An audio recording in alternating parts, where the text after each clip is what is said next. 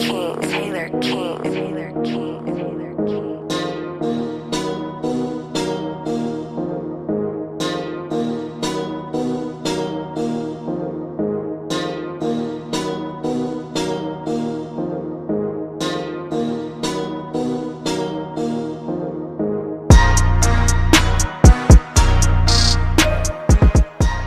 what's going on, guys? It's CJ here, and I got another special guest here. On our show, we tend to interview a lot of folks from different varying backgrounds that have different properties that isn't from the usual mainstream stuff. And I got a guy here. Introduce yourself, sir.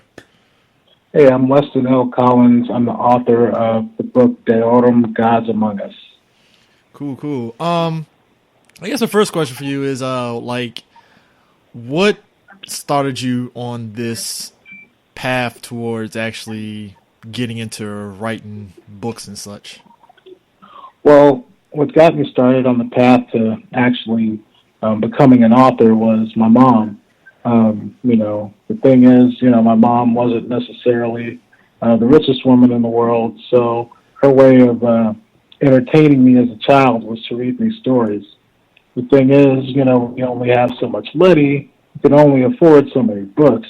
And so once we got to a point where she had basically read all the stories, my mom and her immense creativity decided, I'm going to make up my own stories. Mm-hmm. And then one day, basically, I said, wow, can I, the stories that you're making up, these are amazing. And she's like, well, they're not in books. And I said, well, can I make up my own stories? And she said, yeah. And so ever since then, I've just been kind of, I've just explored my creativity and, my own fantasy world as opposed to something that's been pre-made for me, Yeah. I mean, in you cultivating this story and such, how long was that process for you to really get to that point where you finally had like a story that you could lock down and be like, all right, this is what I want to do and I'm going to keep pushing for it? Well, that's the thing, always accessing my creativity, always trying to come up with something new, always, putting myself out there as far as, creating something. I was actually able to come up with the story fairly quickly. The story actually originated because I had a friend who was going to school for video game development, and he said, man, there's just no black protagonists in video games. And I'm like, he's like, I'm going to school for to learn how to make video games and things. It's just that I'm not that creative. I don't know how to, do a storyline, plot, all that good stuff. Yeah. And I was just kind of like, this is right up my alley, so yeah, if we're going to work together, yeah, let's do this, right? Yeah. But, long story short, like a lot of, I noticed like a lot of people, not everything goes through the way that it's supposed to. And I just had this idea just kind of sitting out there, with no medium to actually share it with. And then for some reason or another, one day I just said, I got, just in a lot of nerd groups, you get that whole, argument about representation. It's like, oh, why don't you just create your own? Why don't you just create your own? Yeah. Well, I was like, I've got this amazing story. And again, based on the concept of a video game. And I'm like, let me actually create something with this. Let me actually, put this on paper and share this amazing idea with the world. And that's kind of where Deorum, Gods Among Us came from. Yeah. I get, like you said, the whole thing of representation, because that seems to be the big thing nowadays and stuff is representation, which, I gotta be real. Yeah, it's kind of one of those long overdue things that should have been happening in the first place and stuff in terms of right. showing that representation and stuff. So it's actually cool to see that flood, because I remember before Black Panther came out, a lot of folks that we had interviewed before was like, yo, when Black Panther drops, you're going to see a flood of places trying to gobble up diverse media and stuff, and I was like, all right, of course. So has that like really hit you yet, or is it kind of like, it's just out there for right now? Well, to be quite honest, for me, it's amazing to see. It's something that's been long overdue. For years, for decades even. And for me, it's one of those things where it's a how can I say this? It's definitely it's vindicating. It's vindicating for me and my efforts as a writer to try to put out content that represents us, and then to be able to say, look, this content that represents us is profitable. Yeah. This content that represents us is something that's to be consumed. It's not something that's just put in a category and just left alone. This is something that people want to see. They want to see us on screen. They want to see us in books. They want to see us in video games. And so, it's definitely vindicating as far as that goes. Yeah. But, I guess for some reason we had to prove that we could make money, being, being the main focus of a story, Yeah. or, whatever medium that was chosen. Yeah. So how did you come upon, because the whole basis of your book, is surrounding the, 13-year-old kind of embodying, Egyptian God. So how did you land on using Egyptian God as kind of like the backdrop for this? Well, Egyptian mythology is the original mythology.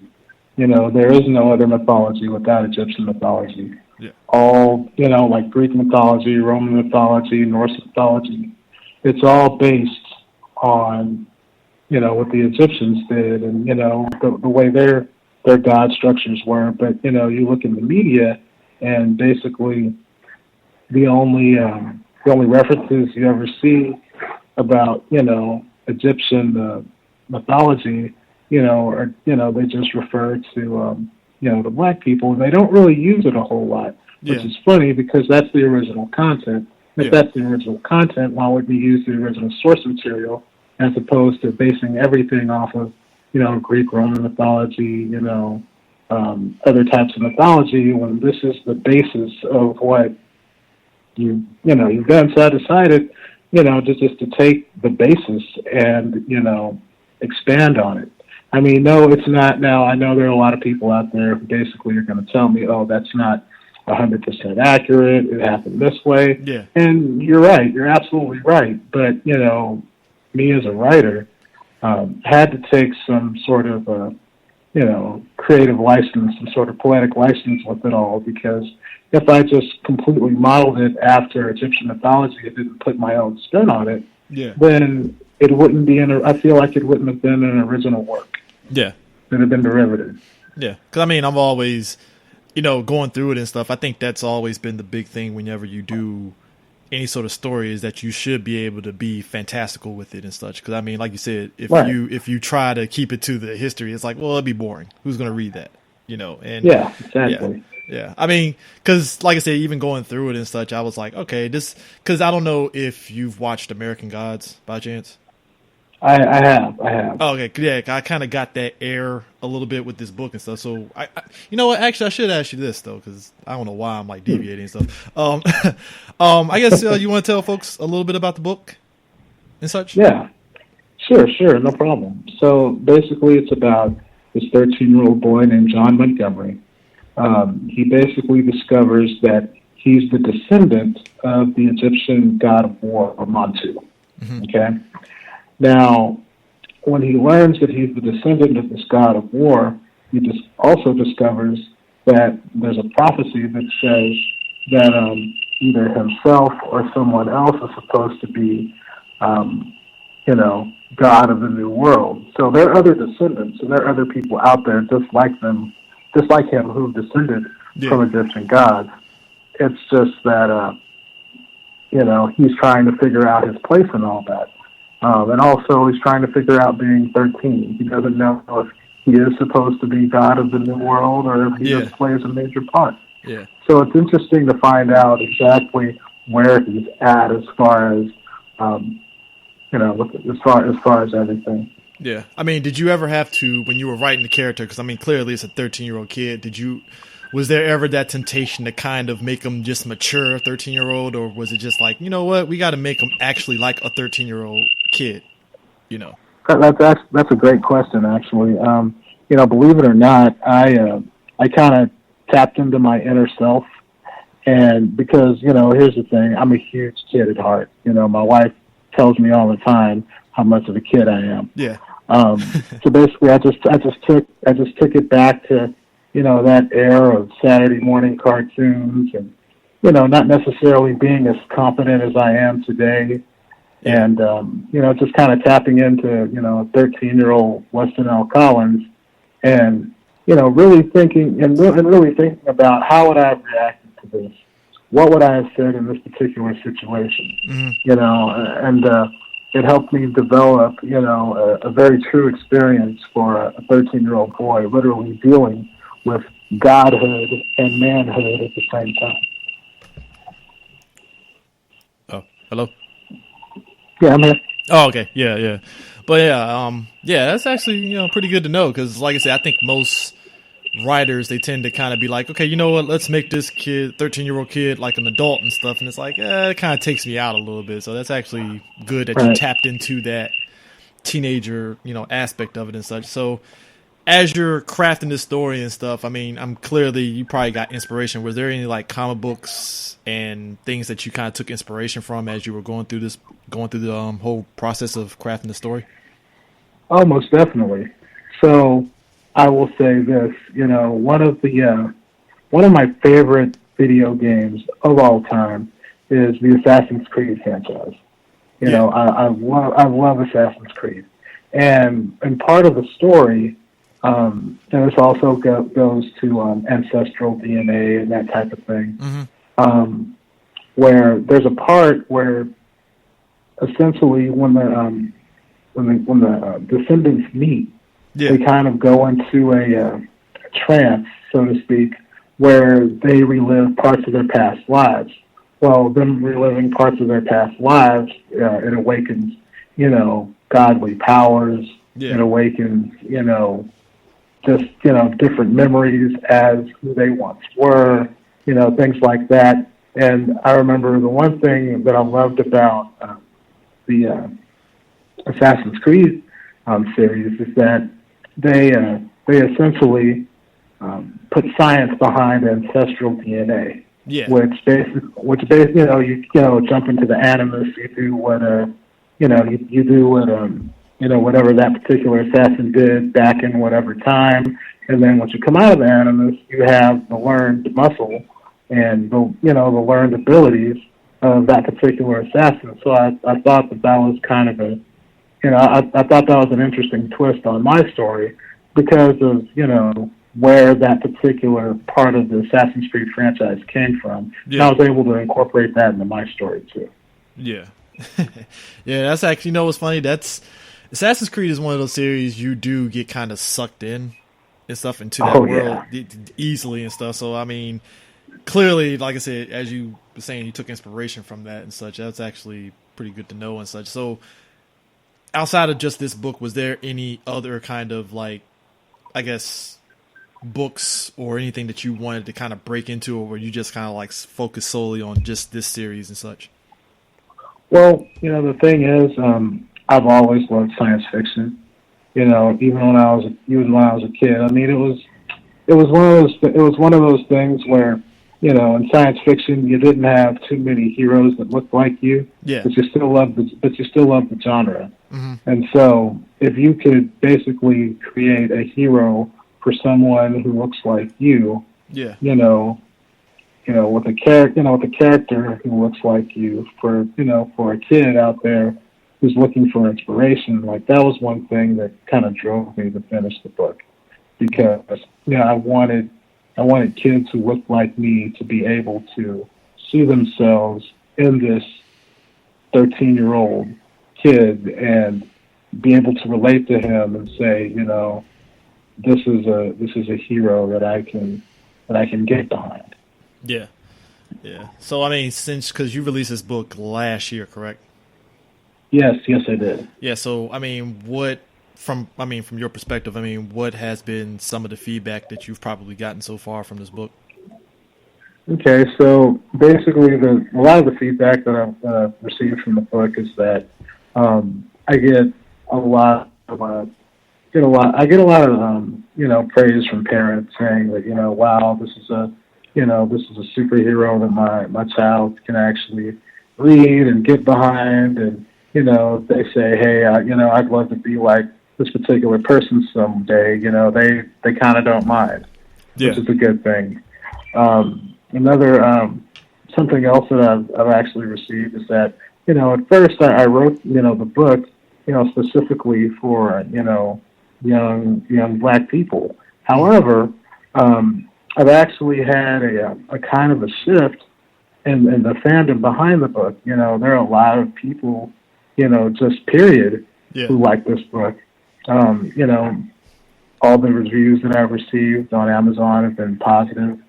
I've also received other reviews in other places. They've all been positive. So it's a lot of positivity, which I love. Even some of the people who I know who are they're kind of internet trolls.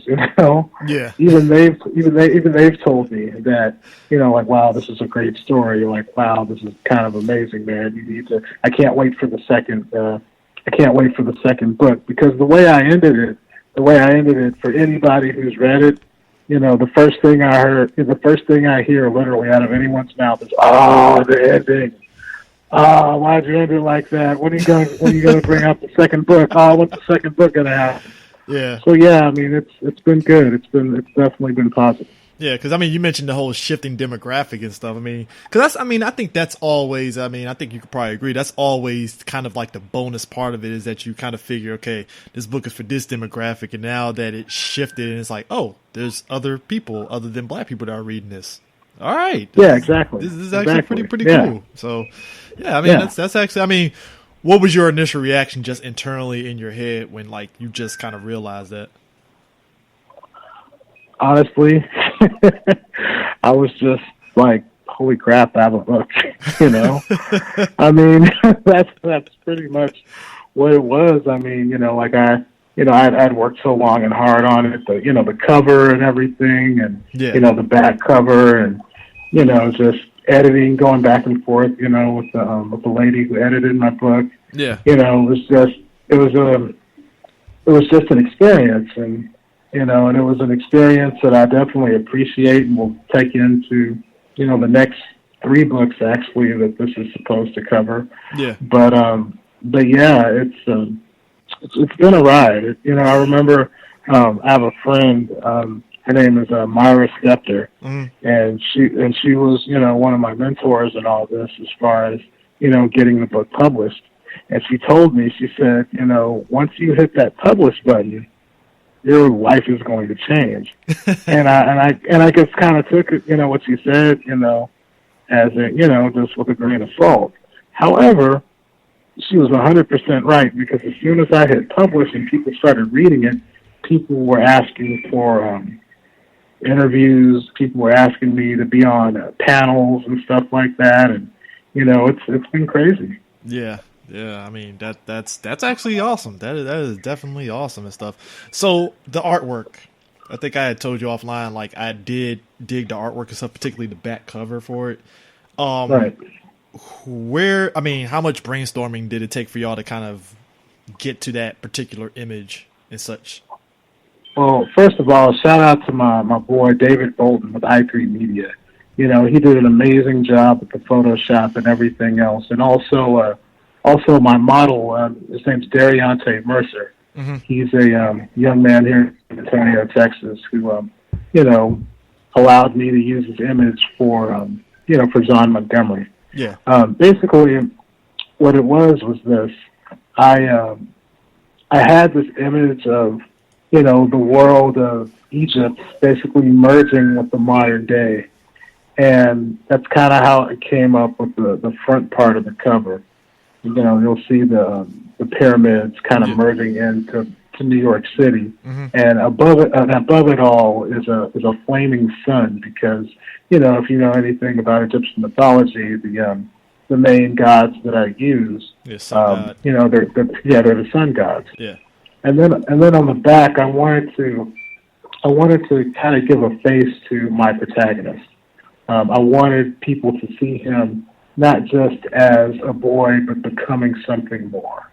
Yeah. And that's why you see him and the and that's why you see him and the falcon head, you know, bursting through his skin, because, you know, Montu was he was referred to as the falcon god of war. And I wanted people to see my protagonist becoming that. Yeah, I mean, like I said, it's definitely one of those things that catches your eye. Like, okay, I need to read this and stuff now. So, I mean, I will give you that. That was definitely the smartest thing ever. Because, I mean, more than anything, I mean, you want to get people's eyes on this stuff. It's like, okay, what is this? He transforms? Okay, right. I have to check that out now. So, I mean, was there ever? I guess, you know, when you're going through the whole writing a novel and stuff, was there ever an idea that kind of flew in your head to actually do like a full-fledged kind of like graphic novel kind of thing for it? Or was it just strictly, hey, you know what, I'm just going to keep it straight to just regular novel written and such? Oh, no. Like, I definitely would love to do a graphic novel. You know, it's funny. I talked to a few of my friends who do, you know, comic book drawing and, that graphic art and things like that. Yeah. And, you know, the thing is, you know, it's weird.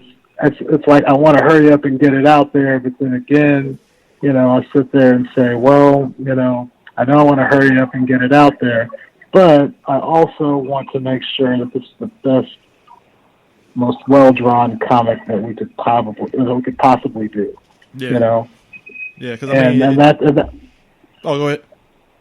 No, and I was going to say, and that's been my struggle, you know, because let's just be honest, you know, we all have friends who are pretty good at what they do. Yeah. But, you know, they're not, like, on the same level as, like, you know, like a Jack Kirby. Or, Jim Lee, you know, like that. Exactly. Yeah. So, you know, you sit there and you just kind of bide your time until you find that right person who can, you know, bring your vision, you know, out and put it on paper. Yeah, I mean, because the material does. It's funny too, because not too many books you can kind of picture lends itself to being kind of on the graphic novel and such. So when I'm reading the book and it's like, this could actually be a pretty good like chapter, like manga-esque, you know, graphic novel type book. I can actually see that. So, you know, I mean, that's credit to your writing too as well. You know, it kind of lends itself to do that. So that's actually pretty good. So. Yeah, you know, it's funny. A lot of people, they tell me that, oh, man, I could easily see this being a movie. Oh, I could easily see this on screen. Like, oh, I can easily see it, you know, like what you're writing. I don't have to necessarily use my own imagination. It's like, wow, I can see this. Oh, yeah. So that's been a positive, definitely. Oh, yeah. I mean, look, after we got that Egyptian gods and whatever, that movie, which I was not huge on and stuff, yeah, this definitely would be kind of like a movie. Granted, I could see this more of a TV series because I'm like a big fan of the sci-fi original shows and stuff, and this definitely feels like it'd be right up the alley or something like this because they did. I don't know if you ever watched the show Dominion. Yes, I did. Yeah, I like what I loved about that show was how it was based off a movie that wasn't that good, but they managed to take those ideas of angels and all that stuff and really give you a good show off of it. And like I said, when I'm reading this book, it kind of has that same feel of like I could actually see this as like an actual like TV series. That's cool. Because I mean, that's my thing. You know, like the way I wrote each chapter, it's almost like you're right. It's almost like an episode of the main story, because each chapter has kind of a beginning and an end, and it has like it's like its own. Each chapter is its own little story. Yeah, and and I think that I think that's important because for writers to do, because if you sit there and kind of drone on and just stop, then it's like, okay, well, the thing is you have to leave them wanting more. You can't just read part of the story and then it's like, well, the next part of the story is to be continued, and then you get kind of bored with the same with the same story arc. I mean, I wanted it to be one of those things where you were looking forward to the next chapter because you were looking forward to the next part of the story, not just necessarily looking forward to, just the continuation of what you just read before. Yeah. If that makes sense, yeah. No, it makes sense. I mean, because like you said, it's kind of like the first bite is free, and then hey, come back. Yeah. Yeah. Yeah, exactly. Yeah, it's definitely great. I guess if I'm jumping ahead here, I mean, you don't have to answer if you don't want to. What could folks? I mean, I'm pretty sure you're probably working on your second book, correct? Yeah, definitely working on the second book. So, what could people, without spoiling it, look forward to in your second book? Just as a tease, well, you might have to spoil everything, but just as a tease, just Well, I'll give you a little piece. I'll give you a little piece. All right. So like I said, in this world, and in the real world, actually, Egyptian mythology is the original mythology. But in this world, if one mythology is real, you have to consider that they can all be real. Yeah. And Montu is the Egyptian god of war, and war is coming. All right. Cool. So, guess we're wrapping this up. But where can people find you so they can, I can point them in your direction, and they can hit you up about this book and hit you up with multiple questions and comments and stuff. Oh yeah, no doubt, definitely. So I'm on Twitter as Weston L. Collins. I'm literally the only one. Okay. You can also check out the book on Amazon. It's available. It's available there, and also at createspace.com. Also, I have I definitely am active on Facebook, so you can literally message me on Facebook, and I will respond. Cool. Yeah. And I'm also Weston L. Collins on Facebook too. Again, the only Weston L. Collins. So yeah. Cool. But yeah, definitely appreciate you taking the time to jump on our show and stuff. No problem. Like I've actually been a fan of the show for a while, man. I'm actually glad to be on it. Oh, thanks, man. Appreciate it. I mean, look, I one of the things that, me and the guys, we always talk about is like, we get shocked.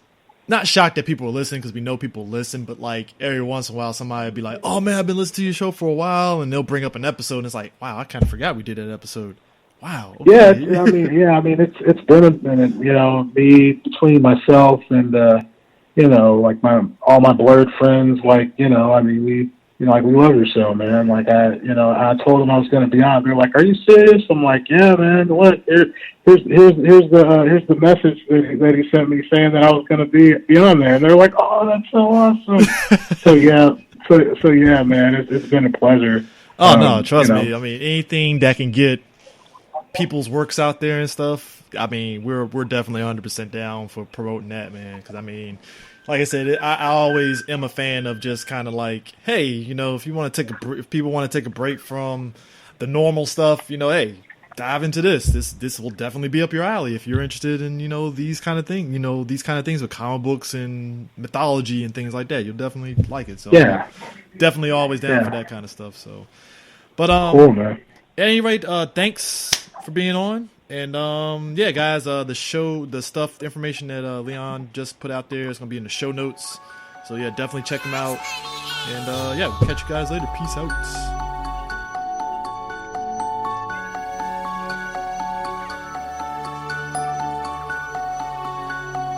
Chin, chin, chin,